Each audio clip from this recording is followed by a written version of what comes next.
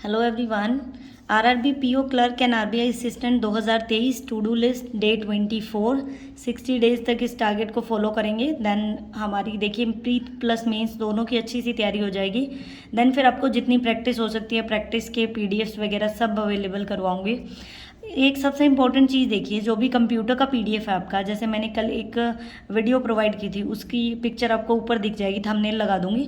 तो computer PDF देखिए, जिसका पीडीएफ आपसे ओपन नहीं हो रहा था तो वो पीडीएफ मैंने टेलीग्राम पे अपलोड कर दिया है। टेलीग्राम चैनल का लिंक आपको कमेंट सेक्शन में मिल जाएगा, वीडियो का लिंक भी मिल जाएगा, तो आप वहाँ से वो पीडीएफ चेक कर सकते हैं। उसके बाद देखिए आपको क्वांट्स में क्या करना है, 2 सेक्शनल मॉक। आपने जो भी लास्ट में सेक्शनल मॉक लगाए, जैसे देखिए हम कितने दिन से अभी 24 दिन तक पहुंच गए हैं, तो आपने लास्ट के जो 23 डेज हैं कुछ ना कुछ कभी 2 कभी 1 आपने मॉक टेस्ट लगाए हैं, तो उसमें से 2 सेक्शनल मॉक किया, तो आप शुरू के ले लीजिए या आप लास्ट के, आपको उनको एनालिसिस करना है, मतलब दोबारा करना है। अगर तो देखिए आप लोग प्रिपरेशन, जैसे आपने मान लीजिए टेक्स्ट बुक का परचेज कर रखा है, तो उसमें तो अभी प्रो का भी वर्जन आ गया है, जिससे आप क्या कर सकते हैं, दोबारा आप मॉक टेस्ट लगा सकते हैं। इसके अलावा अगर कोई और परचेज कर रखा है, जैसे अड्डा का या फिर गाइडली का, किसी का भी स्मार्ट कीड़ा का, तो आप उसमें क्या कर सकते हैं, जैसे आपने मॉक टेस्ट अटेम्प्ट कर दिया तो आपको अगर दोबारा का चांस नहीं है, तो देखिए कई बार क्या होता है, टाइमिंग तो आपका नहीं होगा लेकिन आप दोबारा अटेम्प्ट कर सकते हैं, आपका जो ऑप्शन है वो हाइड हो जाएगा। तो आप टाइमिंग लगाइए फ़ोन के अंदर, टाइमर 20 मिनट का, एंड उसको सोल्व कर लीजिए। लास्ट के 2 आपको एनालिसिस करना है, अगर टाइमिंग नहीं चाहिए तो नॉर्मल सोल्व कर लीजिए, लेकिन जब आप टाइमिंग लगा लेते हैं तो थोड़ा सा मॉक टेस्ट वाला फील आता है। कंप्लीट आपको मिक्सचर एंड एलिगेशन करना है, 0 बुकलेट में से पीडीएफ अवेलेबल हो जाएगी, आपको वीडियो दिख जाएगी ऊपर किस टाइप की है, एंड कमेंट सेक्शन में उसका पीडीएफ मिल जाएगा, कंप्लीट कर लीजिए। 0 बुकलेट का भी कंप्लीट पीडीएफ आपको टेलीग्राम चैनल पे अवेलेबल है।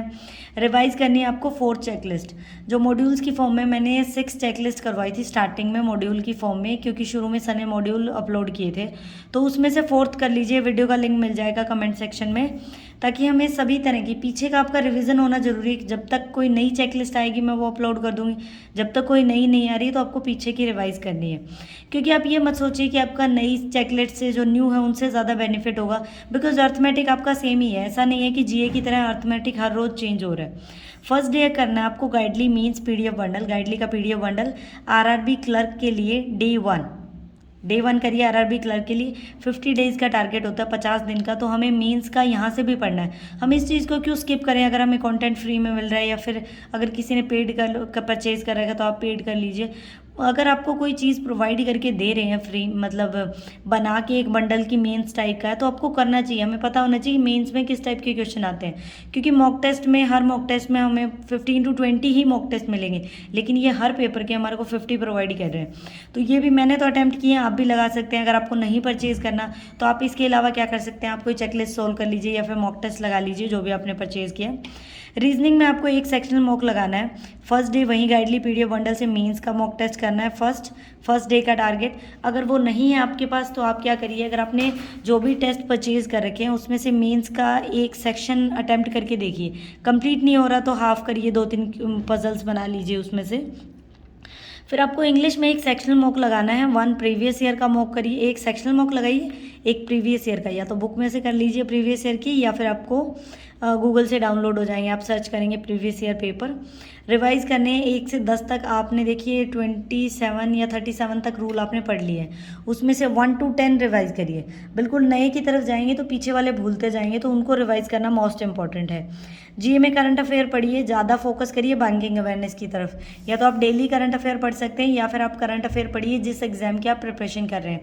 वीडियो का लिंक कमेंट सेक्शन में डाल दूंगी, जिसमें मैंने इस तरह से बता रखा है कि आरआरबी पीओ की प्रिपरेशन कर रहे हैं तो कितने महीने की जीए चाहिए, आईबीपीएस के लिए कितने।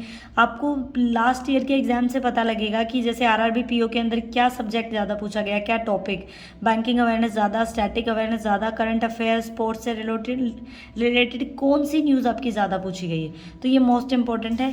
टाइम टेबल 2 तरह का है, डे एंड नाइट। देखिए आपको टाइमिंग प्रोवाइड की गई है, नाइट की टाइम टेबल ये है और डे की ये है, आप टाइम टेबल के अकॉर्डिंग फॉलो कर सकते हैं। ये कंप्लीट करते रहिए टारगेट्स, बिकॉज अगर आप नहीं कर रहे तो दूसरा स्टूडेंट्स अगर इनको कंप्लीट कर रहा है तो वो आपसे आगे निकल रहा है, ये चीज़ आप सोच के चलिए, एंड आपको ये कंप्लीट करना है। मोटिवेटेड रहिए, डिमोटिवेट होने की कोई ज़रूरत नहीं है। अगर आपको कोई बोले, अगर आपका 2 साल हो गए प्री नहीं क्लियर हुआ, प्री हो रहे, मेंस नहीं हुए, एंड आपको घर वाले भी ये प्रेशर करें कि नहीं होगा तू छोड़ दे ये प्रिपरेशन, लेकिन अगर आपको अंदर से फील आ रहा है कि मैं कर लूँगा या मैं कर लूँगी, तो एक बार अपना बेस्ट दे दीजिए।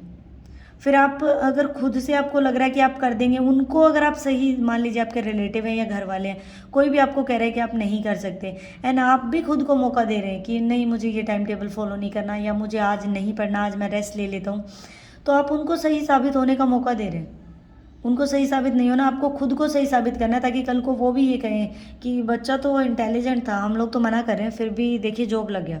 तो आपकी बहुत ज़्यादा सक्सेस आपको मिल सकती है, आपकी रिस्पेक्ट बढ़ सकती है घर में या रिलेटिव्स वगैरह में, और आपकी लाइफ सेट हो सकती है। आपको बाकियों से क्या करना है, आपकी ज़िंदगी सेट हो जाएगी एक किस्म से। आप में किसी चीज़ का फाइनेंशियली आप किसी पे डिपेंड नहीं रहेंगे, लड़की हैं तो किसी पे डिपेंड नहीं रहेंगे, लड़के हैं तो घर में सपोर्ट कर पाएंगे, तो बहुत ज़्यादा हेल्प होगी। आप बस पढ़ते रहिए, प्रैक्टिस जितनी करेंगे, बैंक एग्ज़ाम या कोई भी एग्ज़ाम क्लियर करने का एक ही मेन फॉर्मूला है, प्रैक्टिस। जितना प्रैक्टिस करेंगे उतनी आप में ज़्यादा इंप्रूवमेंट होगी। आई होप आपके लिए वीडियो बेनिफिशियल रही हो। Thank you for watching the video.